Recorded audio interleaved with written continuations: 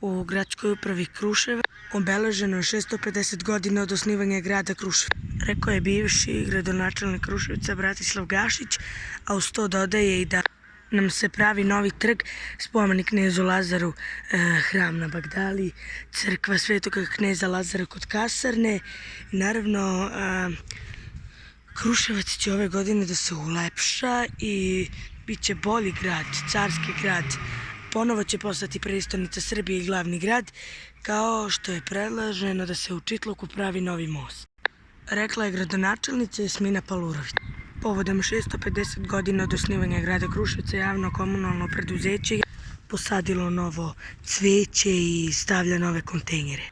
Uz to gradskoj upravi je u planu da komunalno preduzeće farba klupe i zamenjuje sjelice, također rade i ulice, pešačke prelaze.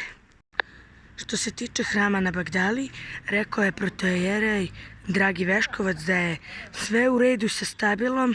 Kupola hrama polako raste, ali hram se gradi već godinu dana, a bit će gotov, ako Bog da, za nekoliko godina, 2-3 godine, u pola decenije. Kao što su neki rekli, za 30 godina Kruševac će ponovo postati prestonica kneza Lazara i glavni grad Srbije.